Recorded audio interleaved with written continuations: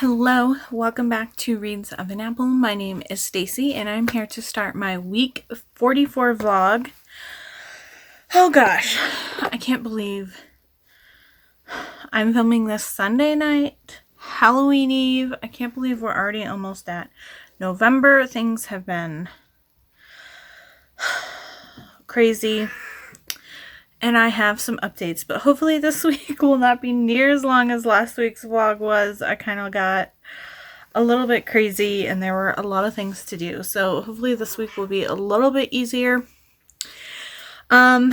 Usually I will say, I do my Yahtzee roll on the first of the month for my Yahtzee yearly challenge. And you do a roll each month, but I moved it to my TBR, so it is now going to be in my TBR. But I will mention when I read a book what I will apply it to, but I already know what it is going to be this month. Okay,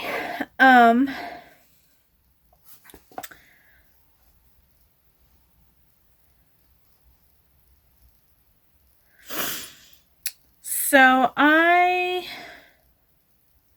read a couple books this weekend. Not as much as I was hoping to read, but I did finally start on Saturday, Tower of Dawn by Sarah J. Maas. This is the 5th book in the Throne of Glass series. 5 stars. I love this, and I can officially say, I mentioned this during the live show, but Kale is not my favorite person, but he is not in my, like if I were to do dislike, neutral, like, on the spectrum, he's no longer in my dislikes. He is just above neutral into the likes. I really kind of gained some new respect and some new perspective on him, and I liked how he really kind of had to work through some of the things that I really took issue with him doing in the first, especially those first couple books. Hi! And we got to see him work through it, and Urine, I love Urine to pieces. I wasn't quite sure what was going on with Nesrin. I was super excited for her because I was very intrigued by her character in the previous books, but when this first started, there wasn't too much. But then once she was told to go hunting, then I was like, okay. And then things really started ramping up for her as well. So overall, I loved it. It had kind of different vibes, but I'm okay with it. I adored it to pieces. I love Urine, but I can't wait to get to Kingdom of Ash, which is the final book. But I'm also nervous because what's gonna happen in that book? I have so many feelings going on right now, but I loved this, and I was thinking earlier today during some of these scenes, I wish that when graphic audio finishes the Court of Thorns and Roses or catches up to audiobooks for Court of Thorns and Roses, I really want them to do books for Throne of Glass too, because I think, especially for Empire of Storms and Tower of Dawn, and even more so Kingdom of Ash, because what's going to happen in that are going to blow me away. And I would love to hear the production that they do, especially in the bathhouse that's underneath the Torre Chesma. With all the little bells, and some of them are like covered in mineral deposits, so they just kind of make plunking sounds, and others are still ringing because they're new. There's so much, she writes so cinematically that I want graphic audios for all my favorite books, but specifically these, because I'm just loving my time with them. And I'm nervous for it to end, but I'm excited for it to end. And I have a problem with the series that I really love not reading final books because I don't want them to end because I love them so much, but also really wanting to know what happens, but also hoping that I'm not let down by what happens with a series finale. That is why I still have not read what I thought was going to be the final book of my favorite fantasy series, which is Embraced by Magic by Carolyn Sparks. But the book that I thought was supposed to be the last one ended up not being the last one, and another book came out that was those characters was characters from the first book's children. Man, I have a lot of emotions about this book and Kingdom of Ash moving forward, and just Sarah J. Maas. And thank you, Jen, for starting the SJM along and getting me to finally read these. So, let me get my notes, because I was able to use this for some reading challenges. So, for Fall in Love, I did have to shift it to bingo board number 2, and I used it for favorite author. That was really one of the few prompts that it worked for, but Sarah J. Maas is definitely becoming a favorite author for me. Hi! She just jumped on the chair behind me. Butt fuzz! Just screaming away. Alright, then for Color Me Romantic, I use this for Peach. Now, the prompts for Peach are set in the South, or a sweet character, or a book with a sweet character.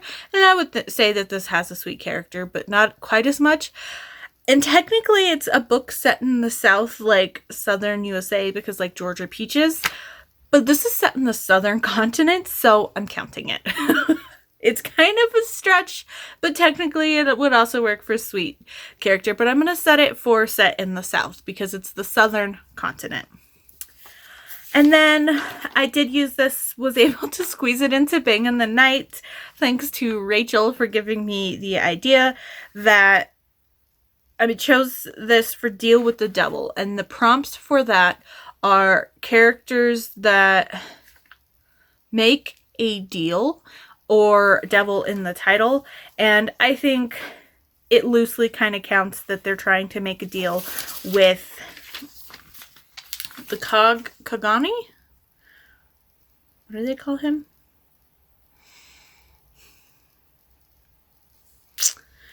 I don't know, the leader and his family.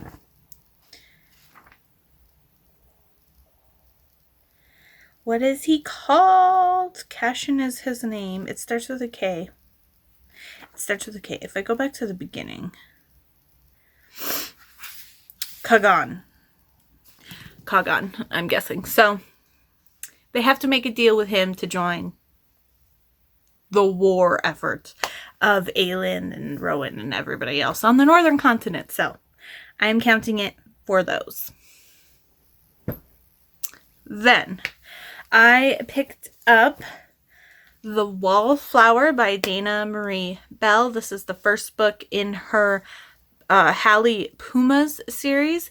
I thought I had read her before, but she's just been on my TBR since 2018. So I finally picked up one of her books. I had marked when I must have found her in 2018 when I did this, because I marked the first book in every one of her series that was published at the time as want to read. So that must have been when I was in my like quick shifter vibes reading kind of binge, I guess. I really enjoyed this. I gave this 4 stars. This is definitely kind of... It is insta-love in a way. They knew each other in high school, and he had actually... So he is a Puma shifter, but surprisingly enough, he gets turned into a puma because he overhears some of the puma shifters in their town talking about this competition that they're having, and he didn't understand it, but the competition that was being set up is to try to figure out who was to take the throne of Alpha. And he and his friend Simon end up learning about it because they overhear some of the girls gossiping and join this competition because they think it sounds like fun, not understanding what it's supposed to be. And he ends up winning. So they both get turned into pumas because he's supposed to be the new alpha when the other one retires, which is crazy. But in high school, so his name is Max. Sorry, I had to take my tea out. It was starting to oversteep more than I prefer it. But he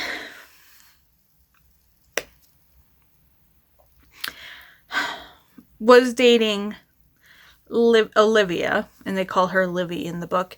And she is, I think, somehow related to the alpha that's retiring.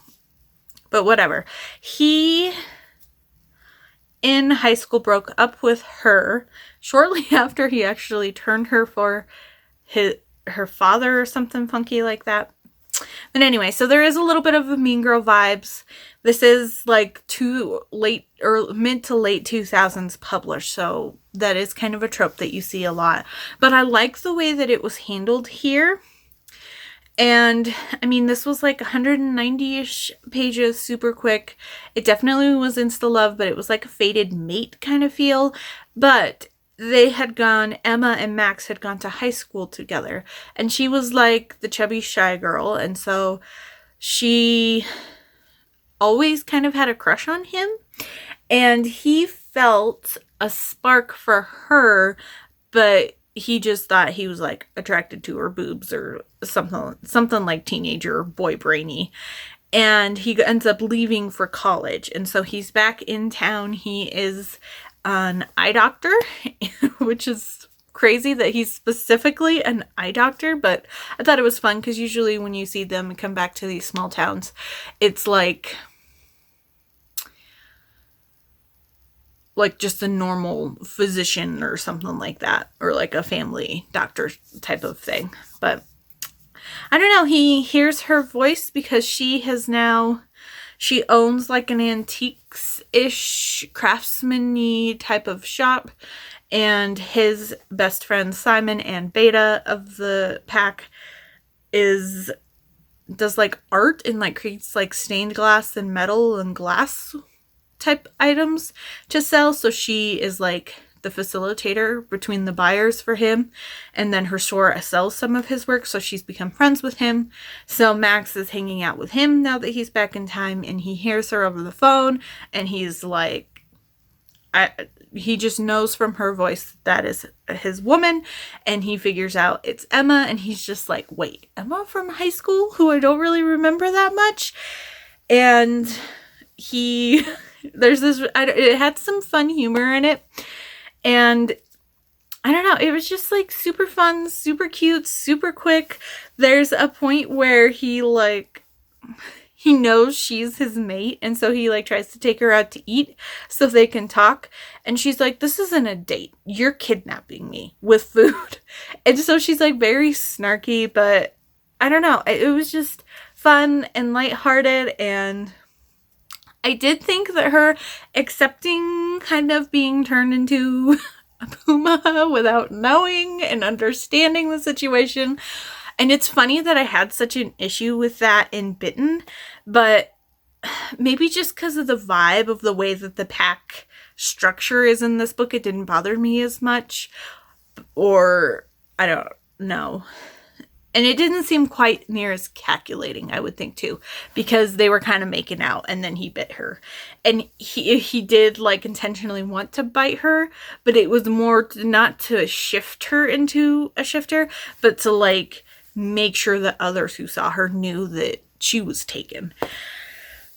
But, I don't know. It was super fun. 4 stars. Like I said, there was a little bit of a Mean Girl X vibe, but it wasn't kind of stereotypically done. There was a little bit, it seemed a little bit weird. Like there might be some homophobic kind of sayings, but it didn't quite go that far where it was like full homophobia, but they were like little sayings where like this Olivia person is making fun of Emma and her best friend Becky, and she spreads rumors around their small town that they're a lesbian couple, and they're not, but the way that it kind of is talked about, it just made me think, like, feel a little icky about the way that it was talked about a little bit. But that was really my only detractor. And then just the fact, the way that some of the things she was a little too accepting of, and when he's like, oh no, I'm moving you into my apartment, and she's like, wait, what? And then we find out 3 days later she just started moving stuff in a little bit at a time, and she is moving in. So it just, I wanted just a little bit more of that. I don't know, not that I want conflict in their relationship, but I felt like everything was like too easygoing, and they didn't even really have a conversation about it that we saw. But I thought it was fun. So,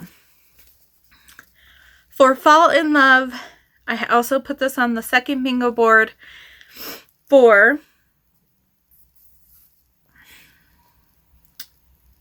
well, I wrote it down for Romance with a Holiday because surprisingly, there is a masquerade ball on Halloween in this. But I might change it to Return to a Hometown Romance because he's come home to the hometown. But I might just leave it for holiday because I don't know how many holiday books I'm going to be reading in November. Although I do have a couple Thanksgiving ones I'd like to get to. But we'll see. I'll just probably leave it on there. And then if I need to shift it as it gets later in the month, I will. But I will let you know if I do. Then for Color Me Romantic, I use this for Coral, and one of the prompts was a book that's been lingering at the bottom of your TBR. And since this has been, when I looked up how long it had been, it was like, it didn't even show the date. It was just like 4 years. And I'm like, okay, it's been a while. So I used it for that. And then for Bang in the Night, I use this for There's a Cat. Oh, I forgot to say. So for Bang in the Night, the Instagram mini review prompts have a spot for a theme song. And I have been doing Frank Sinatra songs is the theme that I chose. But I'm specifically pulling from his 5 Reprise Rarity albums, volumes 1 through 5.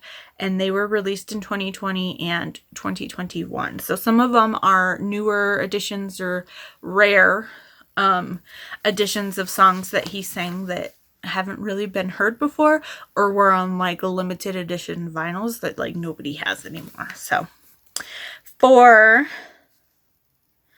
this book, I chose Empty Tables off of volume 3. I'll link it up here in case you want to listen to it. And then I forgot to tell you, so for Tower of Dawn, I chose, let me go back to my list here. Where's the deal? Younger Than Springtime, which is off the first volume. So I'll also pop that up above. I was hoping actually to get more read. It is just after 10 o'clock.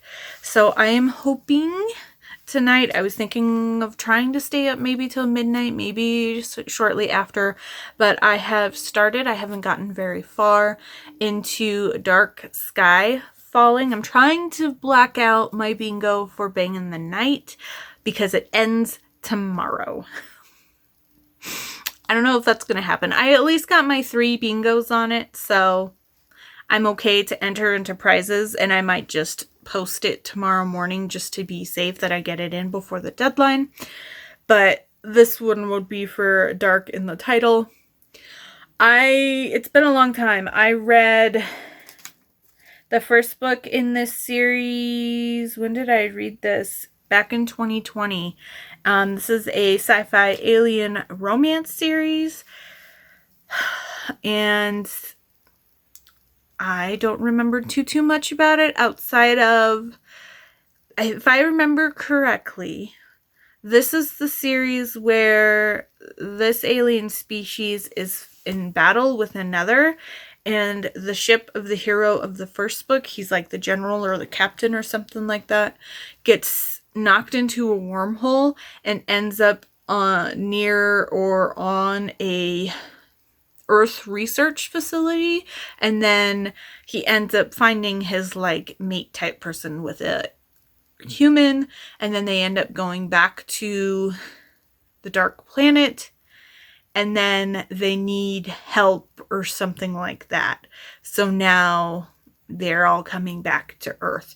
And if I remember correctly, this one is about the prince of their people. But this one is set on Earth, I believe. Or at least we start out on Earth. But it's obviously been over 2 years since I read the first book. But I was looking for books that had Dark in the title that I already had on my TBR. And this one is available on KU.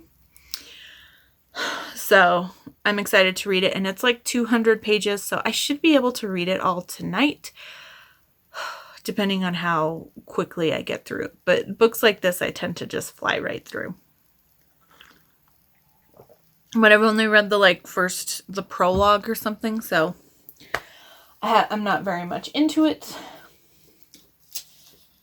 Alrighty, and I think that is all I have for you today. So let us do the quest calendar. So if this is my first weekly vlog that you are watching, I have been doing the quest calendar by Sundial Games for 2022. The theme or the game is The Gates of Terralon, or that's the name of the game for this year.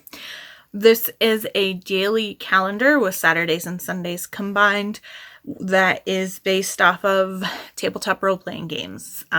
This is D20 based, so we're talking Dungeons and Dragons, Pathfinder, D20, things like that. We have been tasked by the World Watcher to travel to all of these different worlds and collect shards. The gate to the demon world shattered.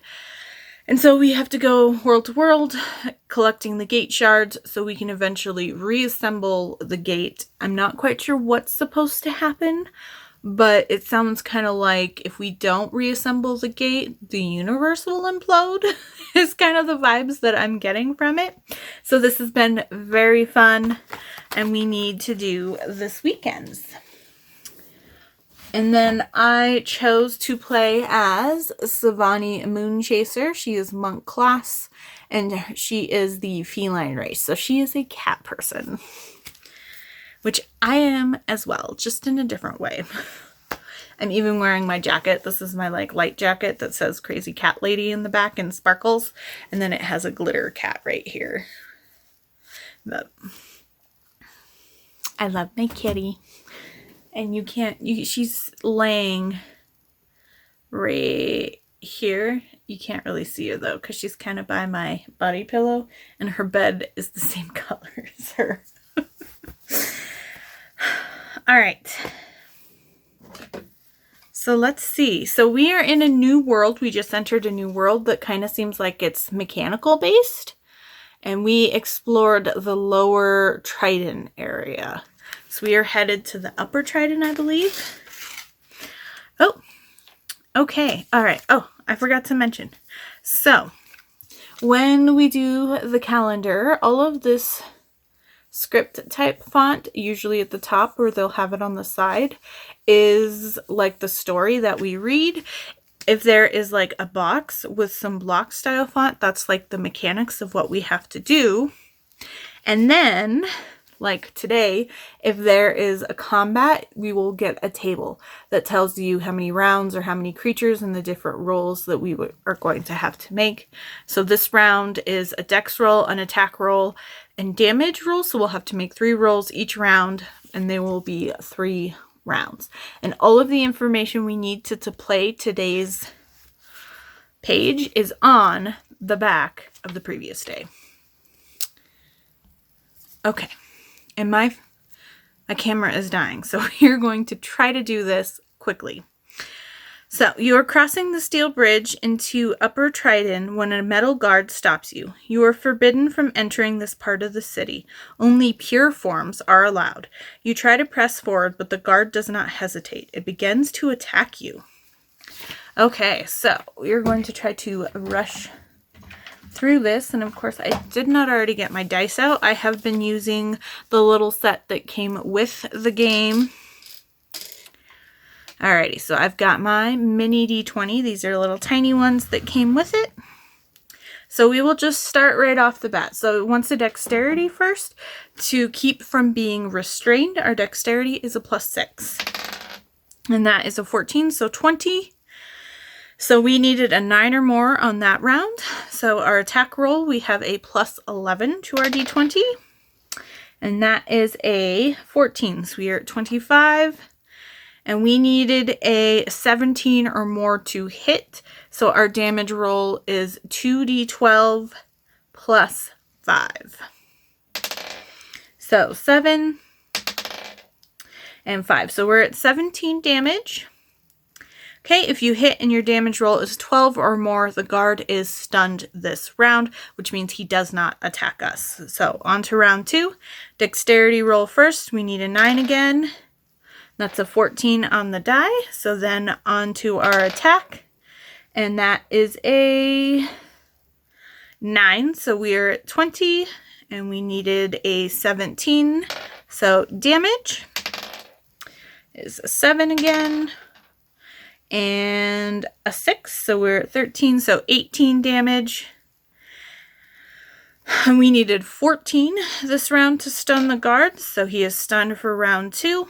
And round 3, our dexterity roll is a 10, which beats it on the die to not be restrained. And then our roll is a 6. So we are at 17 to attack, which is what we need. So perfect. And then damage for the final round. So 10, 9, so we're at 19, 24 total damage. And we needed 11 or more, and the golem dies. So if you stun the guard 2 rounds, collect 2 gold. If you also killed the guard, collect 1 additional gold. You continue crossing the bridge over to Upper Trident. So we are going to be in Upper Trident tomorrow, and I will mark down that we got 3 gold for the battle. And I hope you all have a good Monday and a happy Halloween, and I'll see you all tomorrow. Hello, happy Halloween, happy Monday. I wore one of my black cat t-shirts today, and then I have my favorite Halloween earrings on. There's bats at the top and a black cat, and then like a little haunted house kind of in the background. But they're one of my favorites. I love this style of like artwork on metal. It's super fun. Not too much happened Halloween wise. I usually watch Hocus Pocus on Halloween, but I don't know. I might put it on, but I have been mostly just reading tonight, and I started to get sucked into a certain book and decided I need to stop and record my clip for today, because it is already almost 10:30 and I didn't want to get completely sucked into the book and then not film a clip or film it too late. So I'm going to take a drink. I haven't really mentioned, but the tea that I have been drinking lately is the Twinings Peppermint Cheer. It's peppermint and vanilla, and this is like the only tea I've drank for the past couple weeks. I don't know why. It's just really hitting the spot, and it's really kind of giving me what I need at nighttime. I have had a couple of sleepy times and just straight chamomile teas, but this just, I don't know. There's something about that little refreshing quality to the peppermint that just really is feeling super cozy lately. And then I'm using my Minorian mug, Dorian and Manon. It's so good. It's just so refreshing.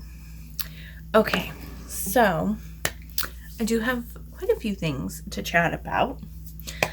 First of all, I did get my replacement book today at work. So I had ordered this from Thrift Books. I don't know why my light's not really working over here.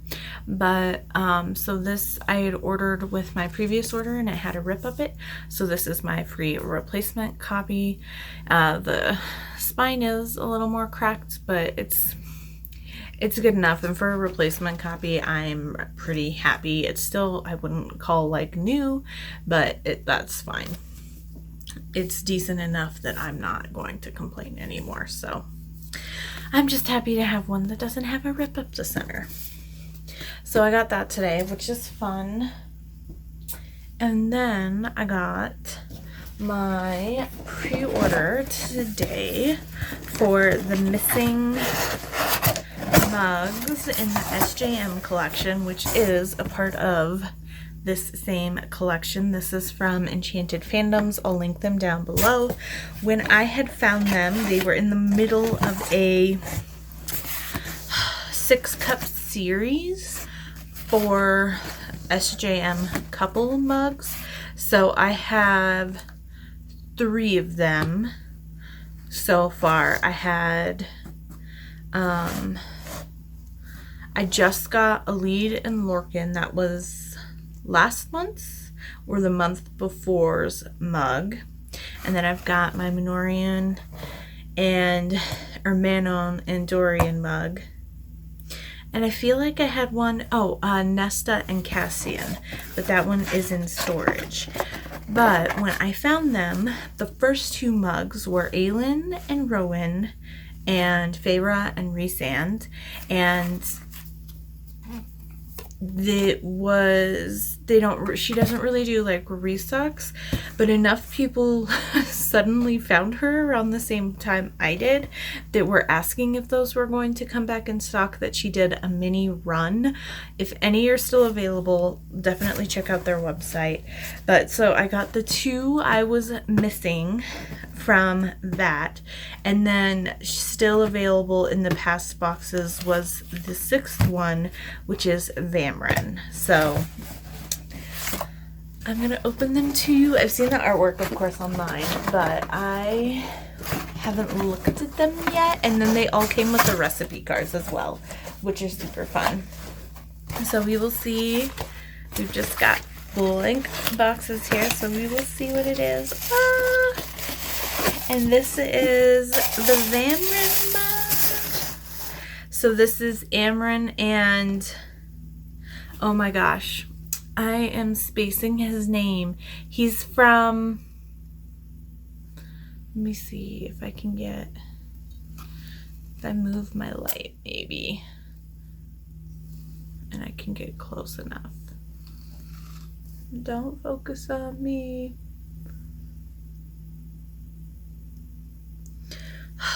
He's from the Summer Court. I can't remember. Varian? How quickly I forget. But so that's their mug. I love it. And I love that she's wearing a ruby necklace. Like, I love it. It's so great. Okay, I'm gonna put this back in here. And I love these mugs. They are a nice big size. And I'll wait until I pull out another one. I was going to show you what else they do, but I don't want to do it with the one that actively has tea in it. So this next one, Aelin and Rowan. My goodness, look at how cute they are, and it is on both sides. Aren't they so pretty? And I love his tattoos. And I just love the look on their face. They're just so happy. But these, they have a very small lip at the bottom. So they are made to be kind of, so you can stack them. And they fit into each other really well. So part of me, I've seen a lot of people that have the set, have them on their bookshelf, which looks super cute. But I also like to use my mugs, but... And then the 3rd and final one is, ooh, this one's double wrapped.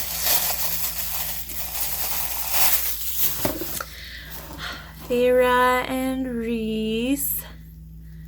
Oh my gosh, I love the look on their faces in this too. I just love them. They are so great. Oh, try not to get, there we go. Oh, and you can see both arms have the tattoos. And I love the way he's holding her. And oh, it's so pretty. Oh, these make me so happy. I love mugs. And I love bookish mugs. But let's look at the recipe cards that came with them. So we've got Rowan's Nighttime Chocolate. So cognac, spice syrup, vanilla extract, hot chocolate, heavy cream, grated nutmeg, and grated dark chocolate. And then Aylin's Chocolate Delight, which is dark or milk chocolate, ice, milk, chocolate syrup, hot cocoa packets, whipped cream, and chocolate syrup for garnish. I mean, I'm not the biggest chocolate person, but if you like chocolate, and I think you can get recipe cards too on her website or on her Etsy. So then for Rhysand, we've got Rhysand Sour, which is lemon simple syrup, Irish whiskey or ginger ale, crushed ice, grenadine, and then a lemon slice and cherry. Interesting. And then Feyre's Lemonade. So lemon juice, sugar, coconut water, normal water, lavender simple syrup, sugar, water, dried lavender, and then a little bit of purple food coloring. Interesting. Lavender simple syrup. Okay, so the sugar, water, and the dried lavender was making the lavender simple syrup. You know, I wasn't the biggest fan of Earl Grey tea for the longest time, and then a friend received some fancy tea, and then she passed it along to me because she knew I liked tea, and it was a lavender Earl Grey blend. And since then, I have enjoyed Earl Grey, but I definitely do prefer an Earl Grey blend instead of just a straight Earl Grey. But since like that was like the turning point that made me like Earl Grey and made me like lavender tea, so I just really liked that. And then, oh hey, look, I should have just looked at this. So Amren's Immortality, which is bourbon, cranberry juice, lemon juice, simple syrup, and then lemon slices and cranberries for garnish. And then Varian's Summer Drink. Coconut water, blueberries, raspberries, strawberries, honey, fresh squeezed lime, and lemon juice, and seltzer. So that's totally a fruity punch that seems like a summer non-alcoholic sangria. So those are always fun too. I don't do too fancy with my drinks, but if I definitely like ever host a party or something like that, those could be super fun. So those are the recipe cards that you get with those specific mugs. But otherwise, let's chat about books I read. So I did start last night, or maybe I started it before I filmed my clip. I can't remember. But Dark Planet Falling. I keep wanting to call it Dark Sky Falling. This is by Anna Carvin. This is the second book in her Dark Planet Warrior series. And this was just so much fun getting back to this. But I totally forgot that because we spent time on their home planet, the Dark Planet, and so they don't really have sunlight. It's frozen. It's super cold. They can see perfectly in the dark. The way that these aliens are kind of set up makes me think of like the dark elves from like D&D that live underground with like the Duergar, which are the dark elves. And for some reason I'm forgetting what to call dark elves, but because they have like their own name. But I just enjoyed getting back to this world. It was a little different than I was expecting. So basically their race, which is a little bit of a stereotypical thing, women have not been born for the past generation, so their race is slowly kind of dying out. And our prince, Zal, he's pretty sure it's because of the way that his mother has run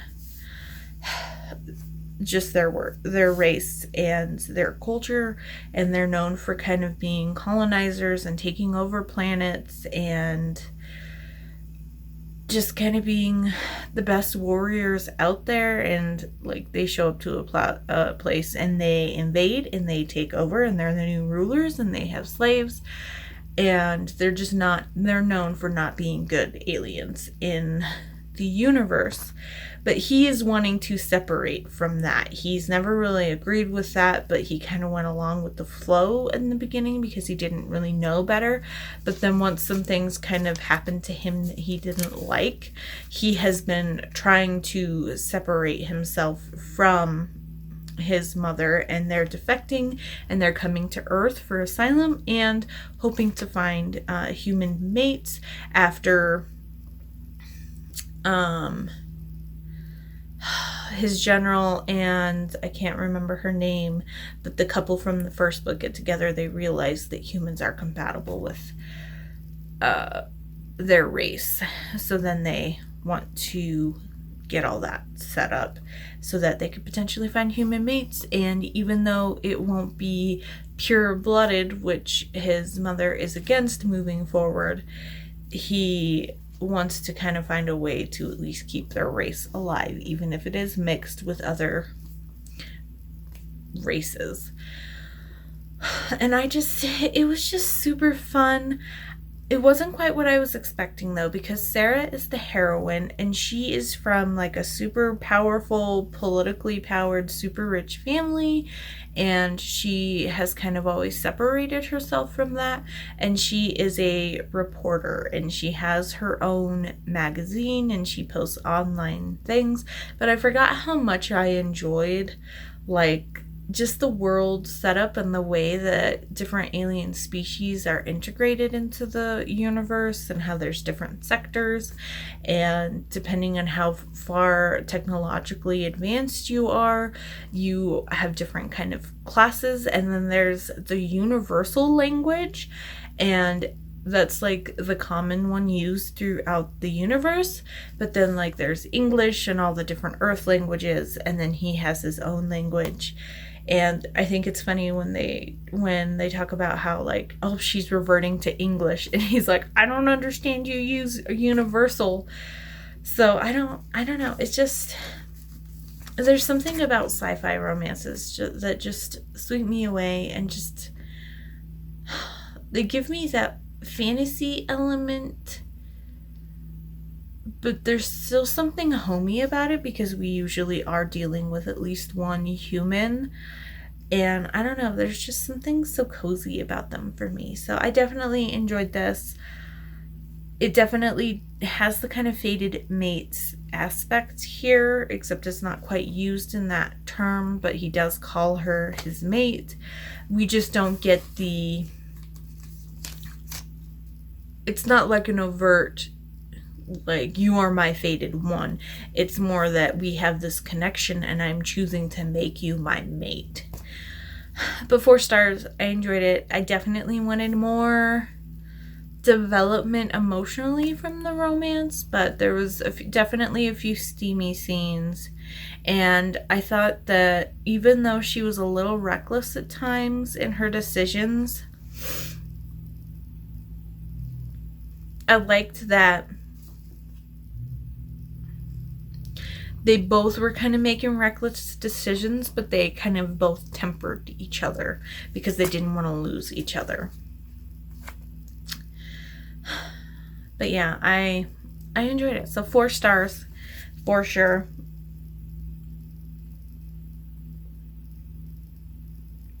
For my reading challenges, I used for Fall in Love, I moved this to the second bingo board, and I used this for Love Interests Are Strangers because they don't know each other before they meet. For Color Me Romantic, I used this for turquoise. So when For turquoise, one of the options is set on an island. So when they are not in space, when they are on Earth, there is like a created area that they call Nova Terra, I believe, and it is in the middle of the Pacific Ocean, and they basically took a tiny island and then created this like fortress and diplomatic immune area where like new species can stay and kind of get used to like Earth cultures and stuff like that. So when they're on Earth, they're on this like island in the middle of the Pacific Ocean. And then for Bang in the Night, I use this for A Dark and Stormy Night, which is dark in the title. And the Frank Sinatra song I chose was Stargazer because I could not choose that. And that is off the 4th volume of the Reprise Rarities. So I have 2 prompts left for Bang in the Night. And then I picked up the novella. I was originally going to pick up Smash and Grab by Maz Maddox because I needed something for Read Gay, Do Crimes. And it was a little bit longer, even though it is shorter, but it's still like almost 200 pages. And I had 2 books that I have to get through tonight. So I went with something a little bit shorter, and I picked up Desires Darkly, The Camper. This is by Jack Harbin, and this is MM, and this is horror. So it's not contemporary, it's contemporary, but I would say it's a dark romance. There definitely is some triggers, but I feel like even though like one of the triggers is talking about suicide, and I feel like, not to downplay it, but it felt very light. So I would say the main triggers here are definitely like killing and gore aspects. And there's also talk of police brutality and gay bashing, racism. Like there's a lot touched on in this, but I feel like most of it is like very delicately dealt with outside of, I guess, the queer bashing kind of ish, but it's mostly, I would say, the gore is like the prominent trigger. But if you're super sensitive to any of the other ones, he does have them in the front of the ebook. Definitely stay cautious. But to me, it felt very light and like hardly touched on some of those other ones, but they are in there if you're sensitive. So basic premise of this. Nathan is one of our heroes. I would say he is our main hero. He is going back to the summer camp he went to as a kid, and he is potentially contemplating suicide, and he hasn't decided 100% if he will, but he's leaning towards doing it at the summer camp. He went to the summer camp when he was a child, and there was an event that happened where his friend Henry was killed by other kids when they found out that he was possibly gay, and he was kind of bashed and, I guess, ganged up on by these other kids and killed. And then the camp counselors kind of helped hide the body, and because one of the kids is a son of a prominent police officer in the area, and so everybody just kind of made it go hush hush. And Nathan has always felt guilt about this because Henry was his friend and he never stood up. He always felt like he was a coward and he didn't stand up for Henry or try to stop them. But at the same time, you know, he was a young, small, skinny kid, so him trying to save Henry probably would have also gotten him killed. So it's like this delicate situation where he didn't stand up, but he also wasn't really in a position to stand up. And if he did, he probably would have died. So he is returning to this camp. He runs into a couple, I think teenagers, either teenagers or like early 20s. And there's a girl and her boyfriend and her friend. And they're up there because of the scary stories of people that die up at this summer camp. So it definitely has those horror vibes. And it wasn't like Halloween based, but it has those type of like horror movie vibes, which I'm not a horror movie person. So there was a part in the beginning where I was like, I don't know. I'm regretting my decision to pick this book up. But I pushed through because I knew it was only like 60 pages. And I was like, okay, we just got to get past the horror part. And there ends up being a slasher murderer dude, and he kills the teens, and he basically takes Nathan for himself. And it is an MM romance between Nathan and the slasher killer dude. So I won't spoil the twist. But it was fun. I gave it 3 stars. There definitely could have been more development of the romance here. It also could have been more development or just more delving into the issues that were touched base on. I almost feel like there were too many issues that we couldn't really properly deal with one of them, and for how many like different things were touched on in this book. And for only being 60 pages, I felt like none of them, not that they were handled wrong, but I would have wanted to delve more into how these different things are affecting our characters.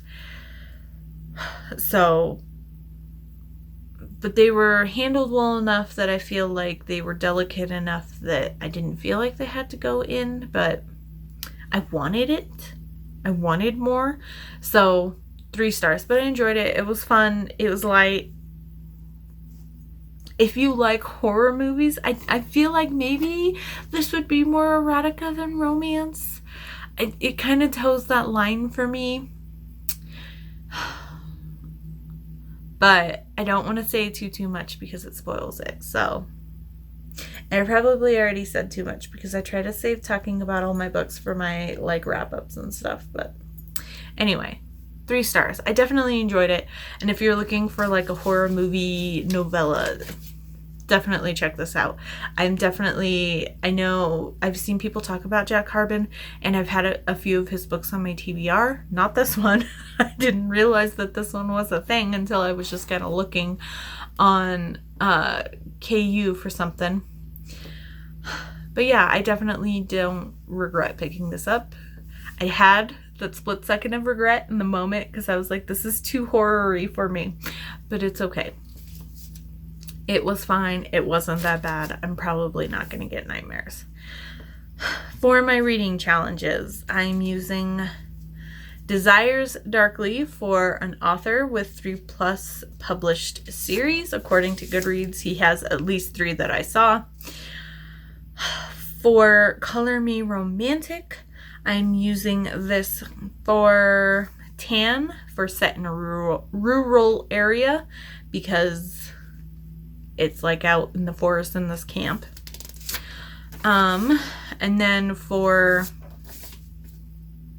Bang in the Night, I already mentioned, but it's for the hashtag Read Gay, Do Crimes prompt.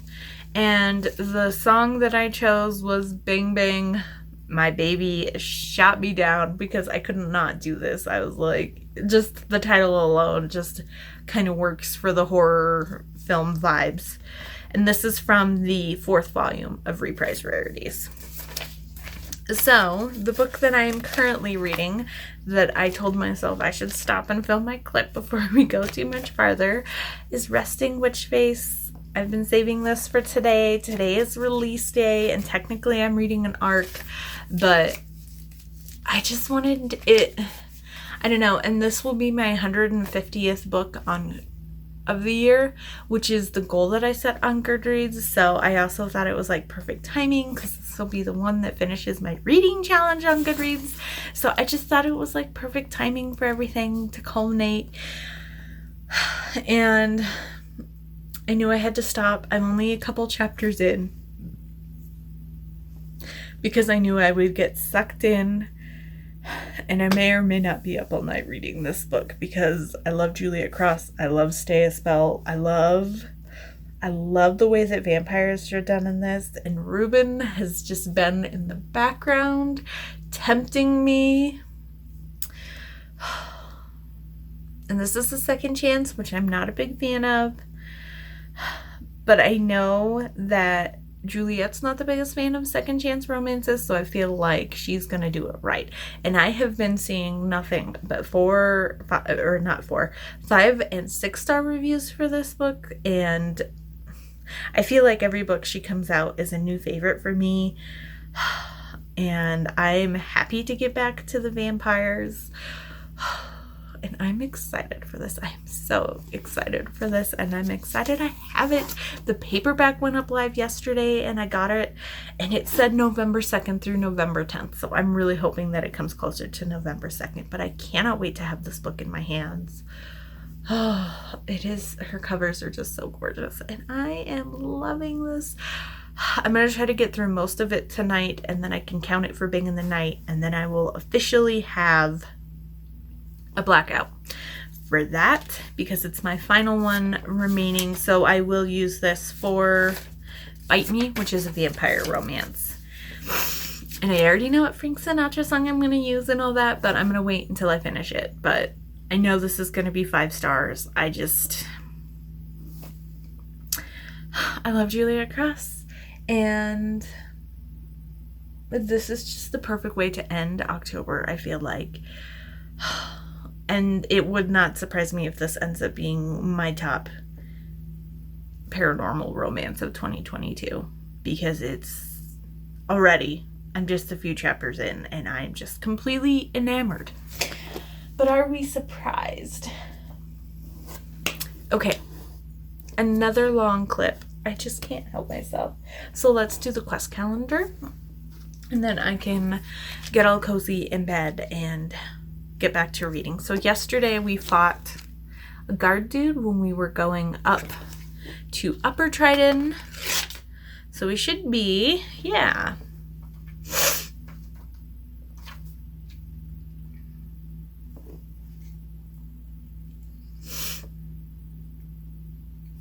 Okay, I'm confused. Like, can we actually see what this guy is thinking, or... I mean, it's interesting. Okay, let's see. You stand at what must be a town square where it is apparent that a monument in the center of the plaza is missing, as there are chunks of metal exposed and sharp edges protruding from the base. You are sure the shard was here. Some people are discussing the situation. Okay.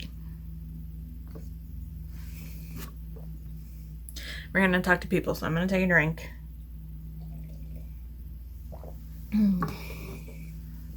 Oh, that tea is so good. Okay. I should finish reading this one. So number 1 is talk to the people about what happened, which is a charisma roll. And then number 2 is investigate the area, which is an intellect roll. All right.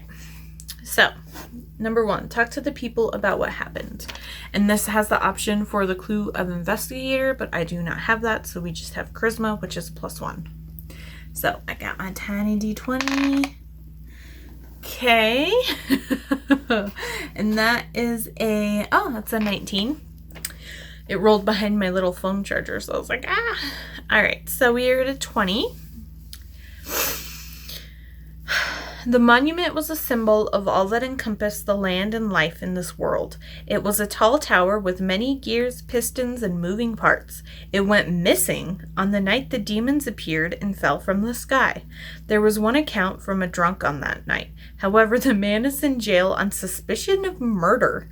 He claims the monument came to life and killed his friend. There has been an increase in reports from all over Upper Triton of missing people since that night. Many suspect that a single person is responsible. So was this monument there, and when the shard fell into it, it turned it into like a golem type situation? Interesting. Okay, number 2 is investigate the area, which is an intellect, which is a +0. So I hope we roll well. And that's an 18. Yay. Okay. So if the result is 15 or more, you discover a trail of scraped and indented metal that leads east away from the plaza. You also discover a stained pool of oily blood along that path. Gain a +4 to your investigate rolls tomorrow. Woo woo. Okay. Interesting. Okay, I'm very intrigued on what's going to happen here.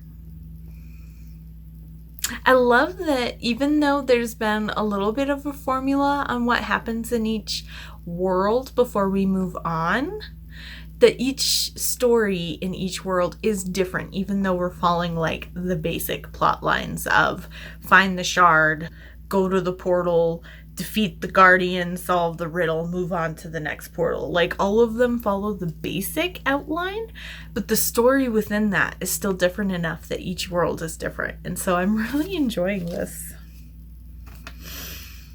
I can't wait to see what we're doing tomorrow. And that +4 is definitely going to help because I don't have a high intellect. Okay. I'm going to get my PJs and get all cozy and finish my night reading. I hope you all had a great Halloween, and I will see you all tomorrow. Hello. Surprise. It is Wednesday. I don't know what it is, but I just have been struggling recordings, clips on Tuesdays, and I don't know why, and different things are happening each Tuesday. It's just weird. But happy November 2nd. Happy November. Tomorrow we are supposed to officially have our first accumulation. We have had one day where there were like snow flurries in the morning, but tomorrow we're supposed to get like 1.25 inches. So we'll see what happens there. But most of my winter things are up in the attic and storage. So that's fun. So thankfully I saved out a couple of hoodies and my puffy vest. So thankfully I don't have to do much outside. But that's just frustrating. I have things to talk about. I have a lot of things to talk about. But I made notes. So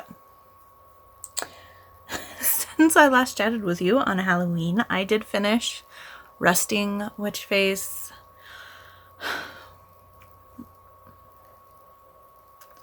I could wax poetic about this book forever, but at the same time just say the same thing over and over, as in, do I like second chance romances now? If Julia writes it, yes. Ruben and Jules was everything I wanted and more. I love them. The masquerade ball. I always love masquerade balls anyway, but the way... Oh. I feel like...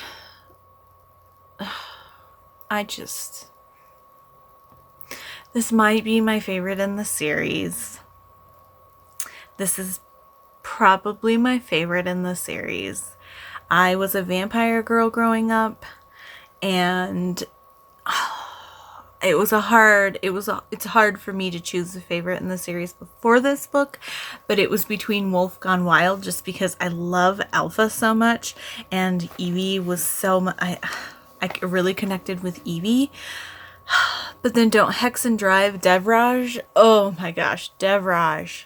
But let me tell you, as sexy as Devraj is, Ruben, oh my gosh, I just have a thing for vampires. Oh, I just love it. I love it to death.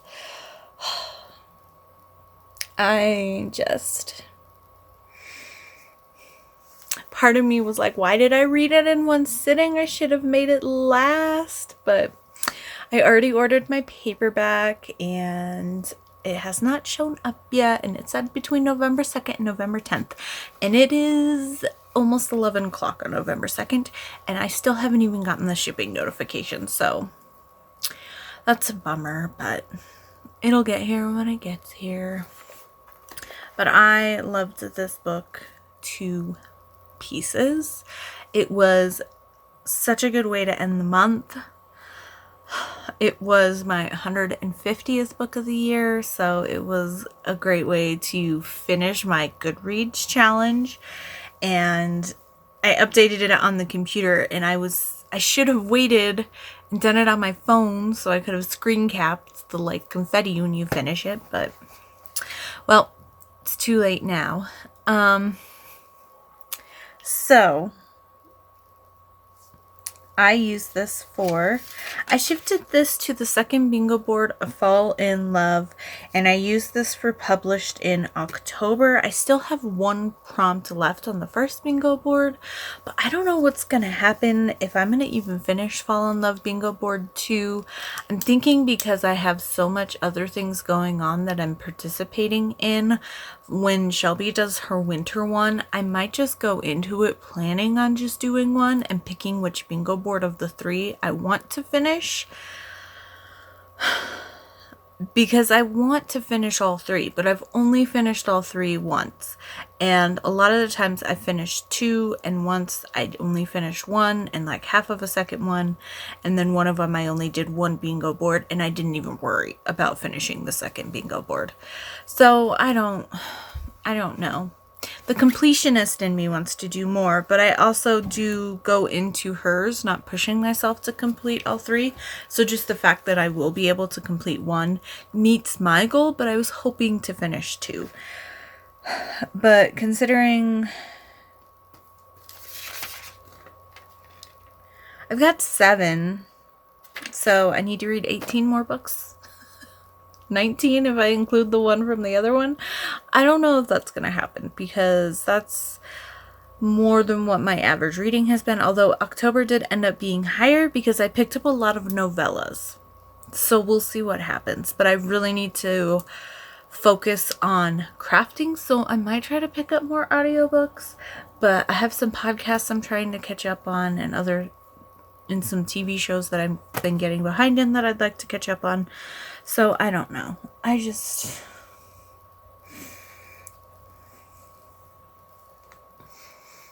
wish I could get paid to just do nothing. I need a sugar daddy. But I don't even remember what I was going on about. Oh, my plans. Okay. I was talking about Wrestling Witch Face. How quickly I forget. Tonight I'm using my Alede and Lorcan mug, and I bet you can guess what tea I'm drinking. Peppermint Cheer from Twinings. I'm almost out of my box, and then I don't know what I'm gonna do. I'm gonna have to find some other tea to just binge, because I don't know why this tea is just hitting the spot for me right now. It's so good, and I hope that some of their holiday teas start popping up in stores around me. And then I will probably buy 2 or 3 boxes to hopefully last me through next year. Okay, so I can't remember if I said it. For Fall in Love, I moved Resting Witch Face to bingo board 2 for published in October. For Color Me Romantic, I use this for pink, for a romantic or loving character. And I now only have 2 prompts left to finish that. And I have until December 15th for that one. So that will be easy peasy to meet. One of the prompts is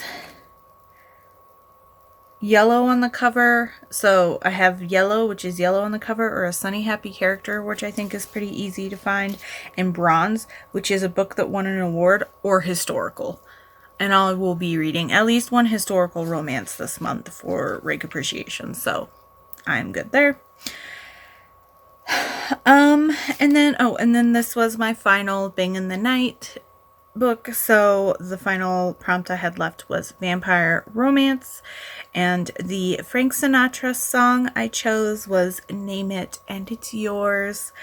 This is one of my favorite songs off of the first volume of Reprise Rarities. It's so good. It's probably my favorite volume because it's got some really good songs on it. But maybe the third one. It's a hard choice between the first and the third. Then let's talk about the other things that I have read. Yesterday, November 1st, officially started the fanfiction readathon. I did mention it in my TBR if you want to check it out up there, but I will just kind of quickly touch base. I'm also going to be filming a vlog dedicated to the fanfiction readathon, so I'm just gonna you know what? So far, none of them I'm using for any other reading challenges because they aren't in Goodreads. So I'm just going to say I've been reading fanfiction and that I have finished 5 fanfictions, and I have officially blocked out 6 of my 9 spots on the bingo board, and I only have 1, and the 3 spots that are left are all 1 prompt for the 3 book Supernova.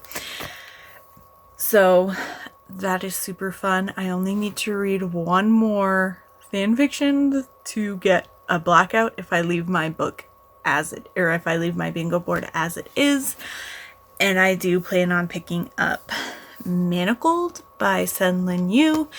The first 56 chapters, I think, out of 77 are available in audiobook via podcast on Spotify.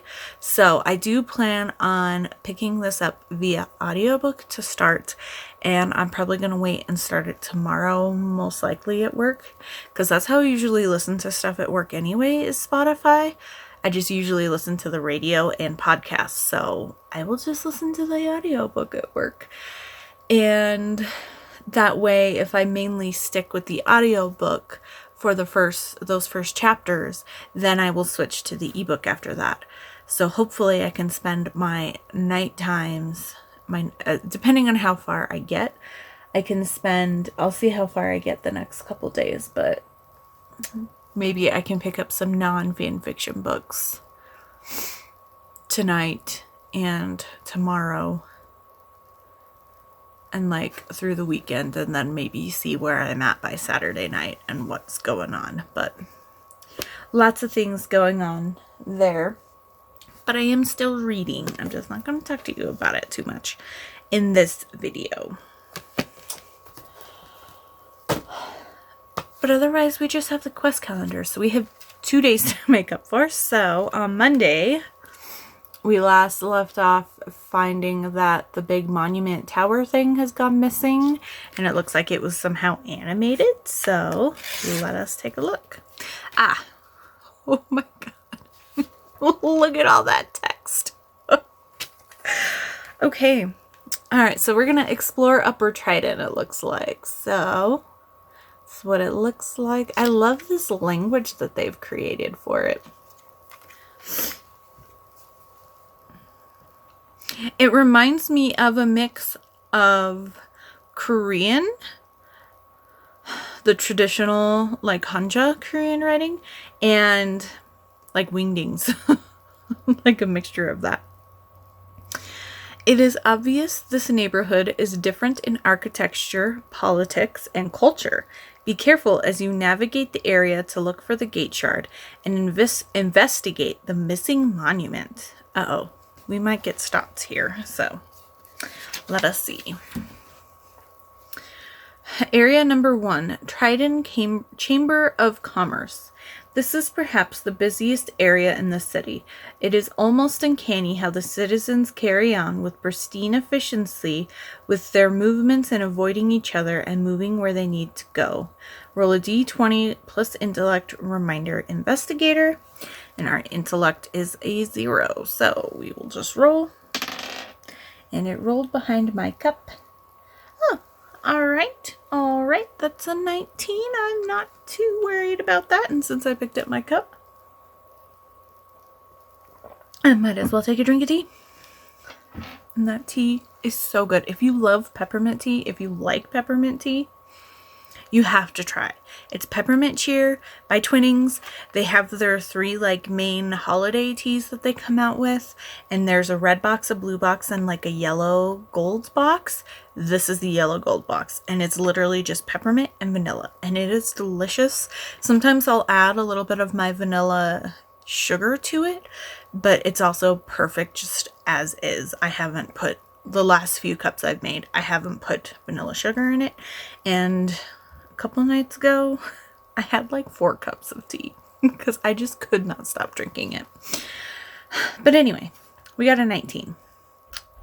If the result is 15 or more, you quickly conclude there is no possible way a missing monument wouldn't be noticed. Okay. Area 2, lower residential. Most homes are in this district.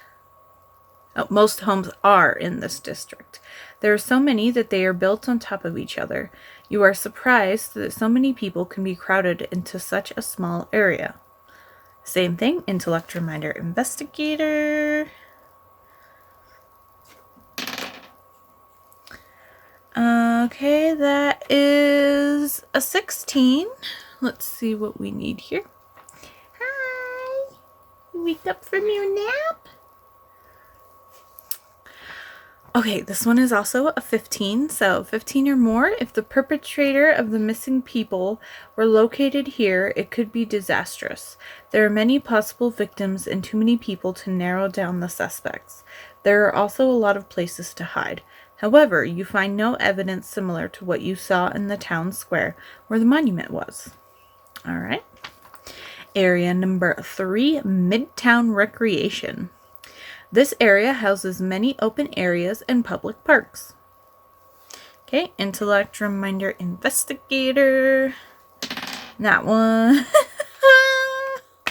We rolled a 1. Great. Alrighty, so 7 or less. This area is likely too open for the monument to be located anywhere in this sector. You see some posters up for the recent missing people. Okay.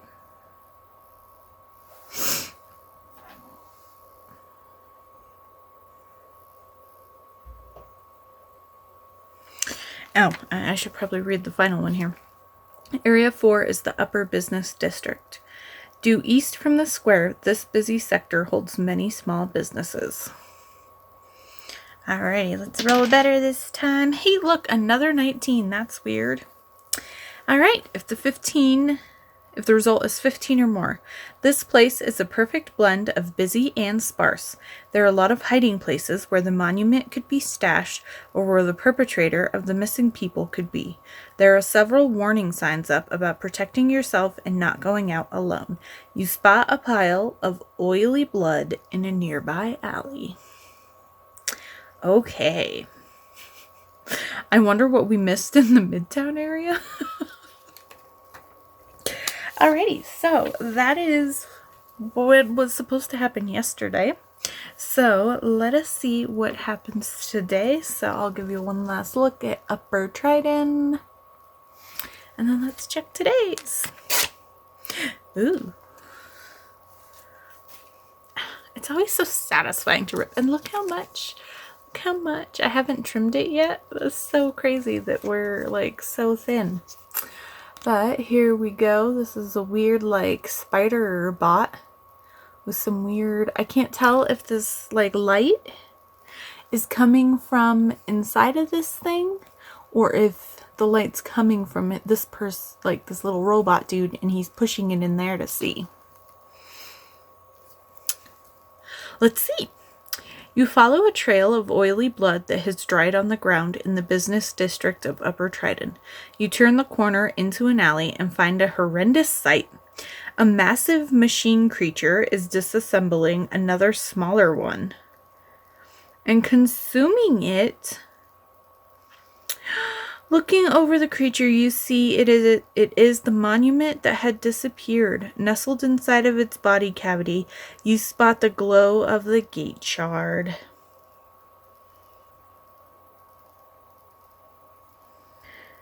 Oh.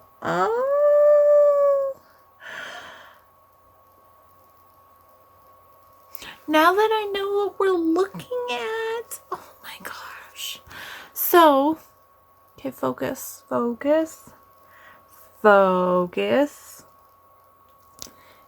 This is the monument dude. Here's a leg and an arm.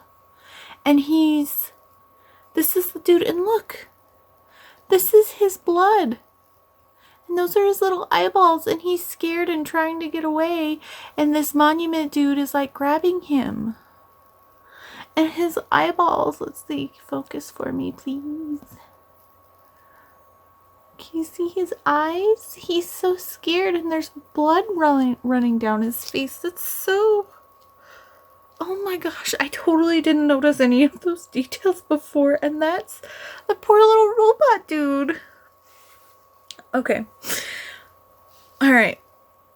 Number 1. Choose to interrupt it or choose to let it finish. Interrupt it? And then there's 3 options for number 2. 2A is approach it slowly, which is dexterity with the stealthy skill. B is scare the creature, strength reminder animal tamer. And C, dispel the magic wisdom reminder arcane adept. Not the C. Possibly the A or the B, depending on what happens in number 1. So, oh my god, that poor little robot dude. That just made it really sad. Okay, if you choose to interrupt it, gain 1 virtue point. We're already at our max of 10, of positive 10.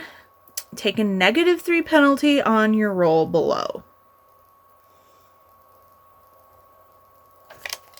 You know what I just realized?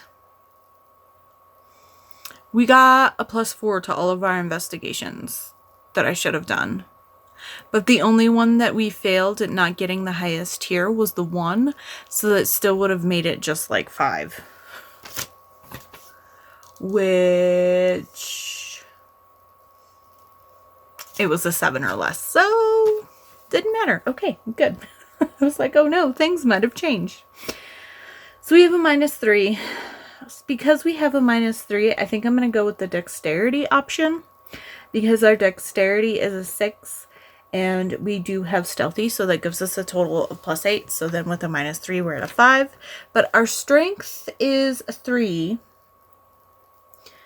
And then we would get animal tamer, which would give us a +2, which is a +5. And then I think our follower also has animal tamer. Yeah. So that would be a +7. So it's only 1 difference. So yeah, we'll stick with the dexterity. So we are at a +5.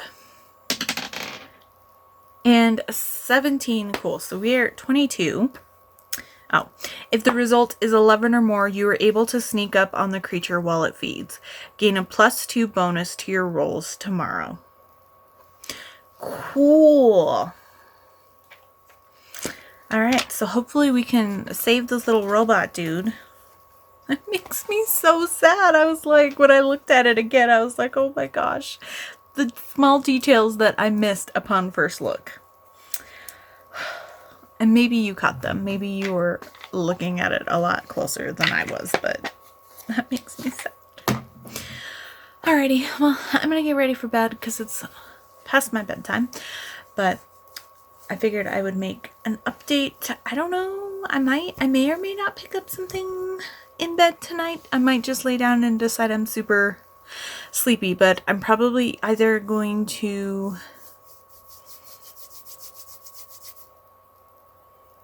I don't know. I need to start book club books because those are earlier this month. So I would need to pick up A Court of Frost and Starlight first. But I have that in paperback, so I might look at picking up a book in ebook format first. So if I pick up one of those and I just kind of mood read, I should try to find something with a fall cover so I can officially finish Fall in Love Bingo Board 1. But I don't know. I'll see what's on my Kindle. Oh, I have some new releases I need to get to. Zoe Draven and Victoria Aveline. I have too many options. I'll let you know tomorrow if I pick up anything. Hello. So I did it again. Last time you were talking to me, seconds before, was on Wednesday. And it is not Thursday, and it is not Friday, and it's not even the weekend. Happy Monday.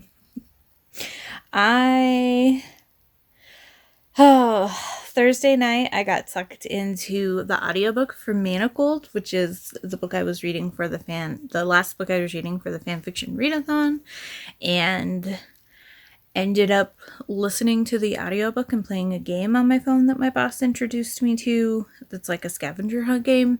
And I basically read that, and then I was like, oh my gosh, I need to get ready for bed. And so I did that. And then Friday, I just was feeling kind of off at work. And then I got home Friday night and wasn't really feeling life, I guess.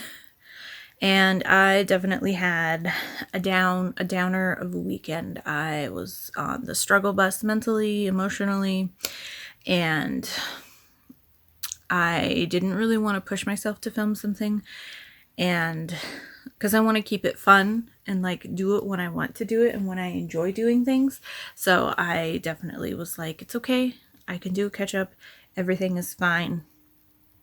It's okay. So I also have not uploaded the previous week's vlog. So when you are watching this, both of them, it is a double release date if you're watching this on the same day that this is out. So surprise, double release. But I'm behind in a lot of things, and I kind of got in that cycle where, you know, I need to crochet, and I need to get going on my crochet and get working on my cal and start working on my Christmas presents a little more faithfully. And I haven't been doing that. And then,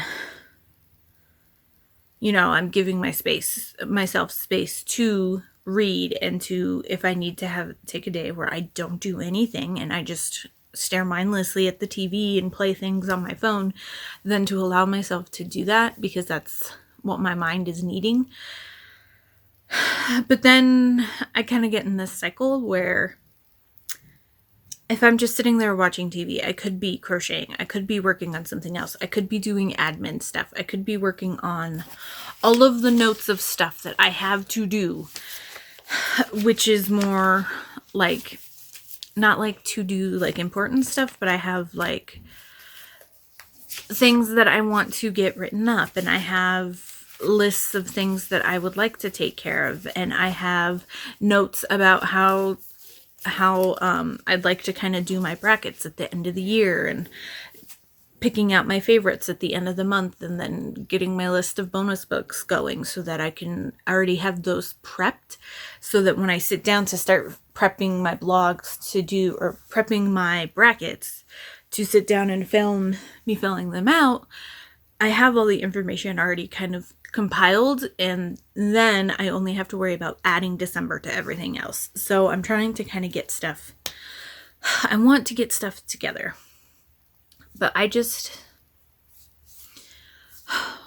in this cycle where I give myself grace and I force myself not to do things, but then I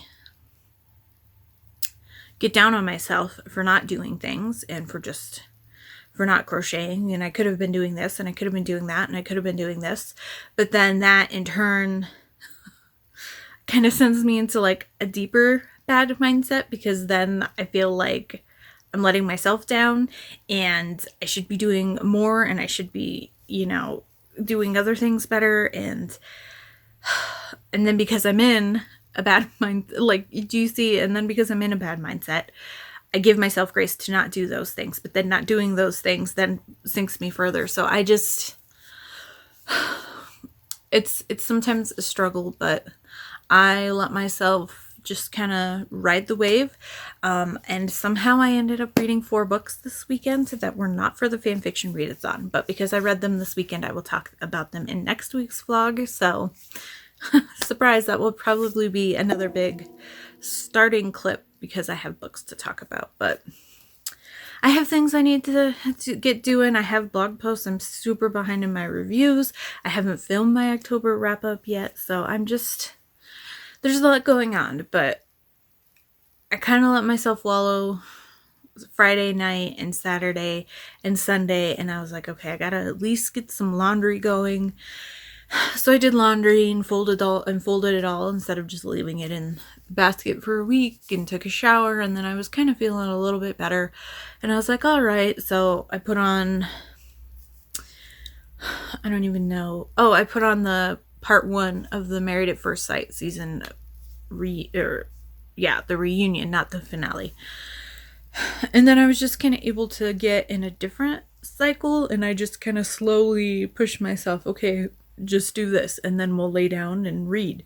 And then when the hour is up to switch laundry, then I'll get up. And so I just kind of slowly, I allowed myself to wallow, and then I slowly kind of pushed myself out of it. So I know how to get out of it, but sometimes when I'm fighting getting into that zone, it just, at some point, it just hits you, and it's just like, no, we need to do this now. So I just had to let myself do what it needed to really kind of recuperate mentally and just not deal with life for a little bit. But that is okay. I am not worried.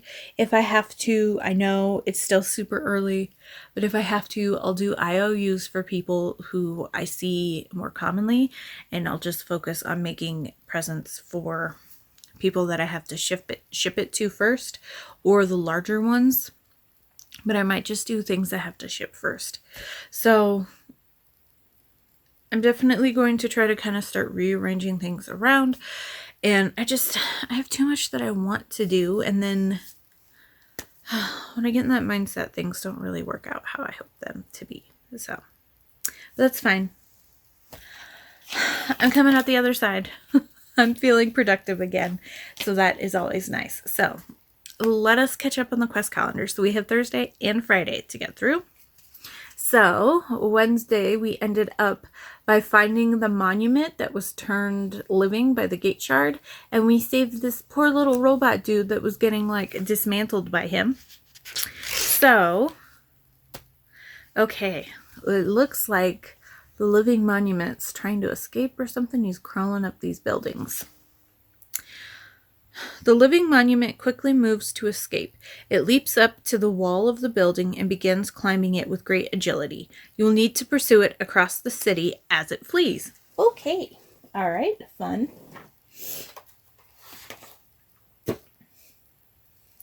Alrighty. So let's see what we got.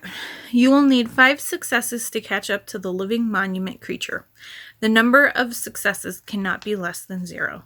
To determine which task you need to perform, roll a d6. Okay, interesting. So it looks like 1s and 2s are climb a building, 3 and 4 is run quickly, and 5 and 6 is leap across a building. So we've got a strength, a constitution, and a dexterity roll. So let me, oh my goodness, are you really yelling at me? Grab those footies. You're full of it, baby kitty. I did get lots of kitty cuddles this weekend, though. She always can tell when I'm in a funky mood. You want to snuggle that? Okay, we're going to play with Mommy's dice. Thank you. Alrighty, so I've got our tiny d6, so let us see what we're going to do. Okay, so we were starting out 3. So 3 or 4, run quickly. Constitution roll, reminder, athlete. And we do have athlete.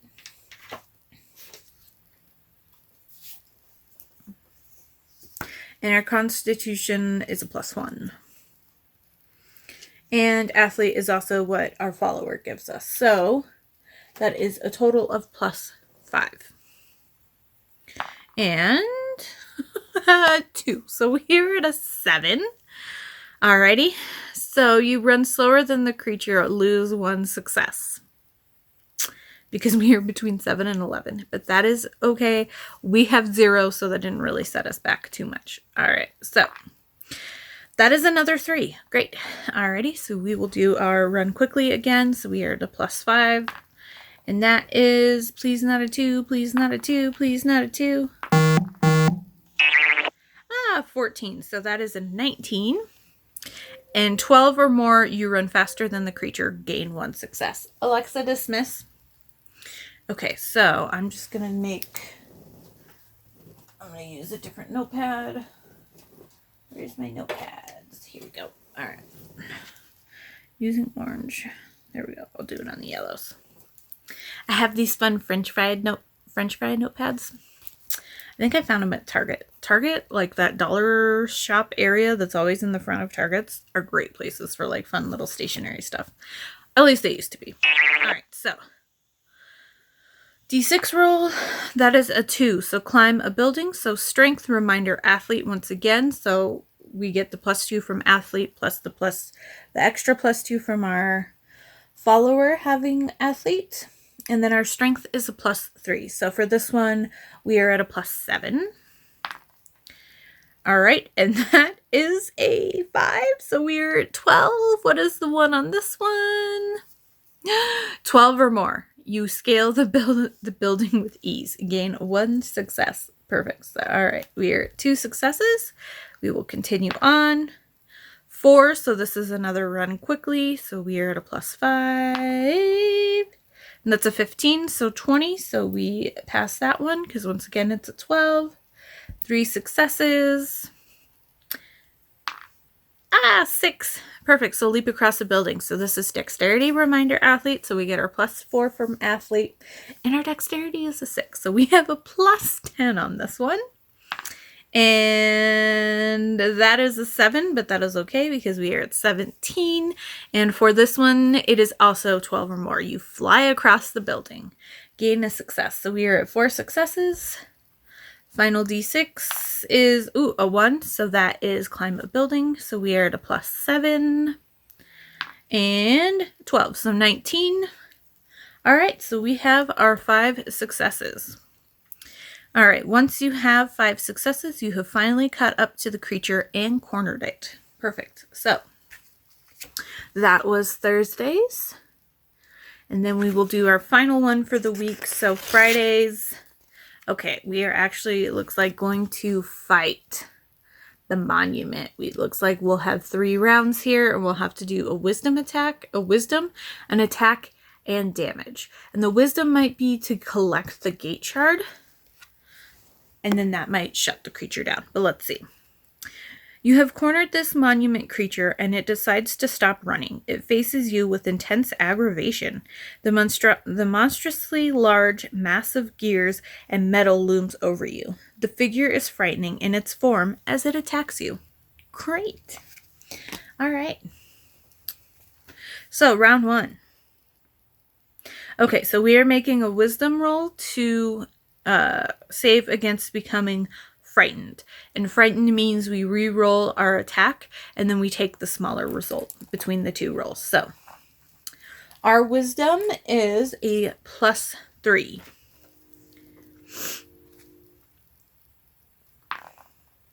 And 14, so 17. And we needed a 10. So it looks like our wisdom roll target will be 11 or more because it's 10 or less. So then we'll just move on. So our attack is a +11. That is another 14. So we are at 25. And we needed 16 or more to hit. And then our damage is 2d12 plus 5. So 2. And is that a 9 or a 6? That's a 9. So we are at 11. So we are at 16 damage. All right, and 13 or more, and the monument creature is stunned, so that means he does not attack us before the next round. So round number 2, wisdom roll first, and that is a 13, so we are at 16.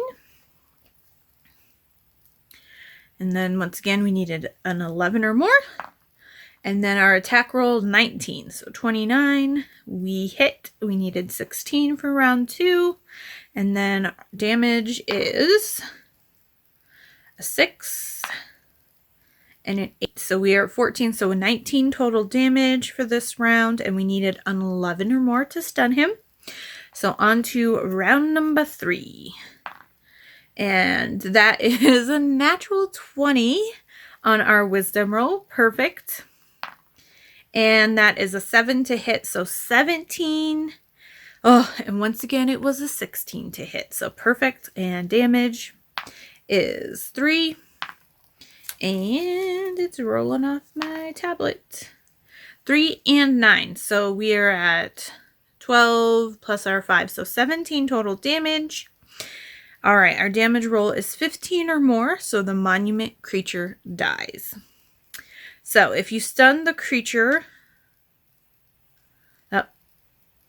they have 3 rounds, but it was only 3 rounds long. So I think that's a typo. They forgot to remove that one. So we stunned the creature 2 rounds, and then we also killed the creature. So we get a grand total of 3 gold from that battle, which I will mark. Why are you growling at me? Or grunting, I guess, not growling. You're not growling, huh? Yeah. Alrighty, I got my gold added to our character sheet, and that is all I have for you. So I'm sorry that this has been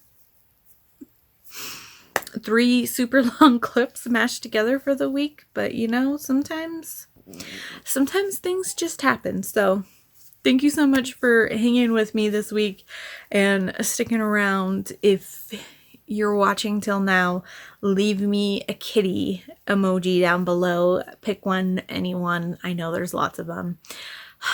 And I will see you all very soon. Thank you so much.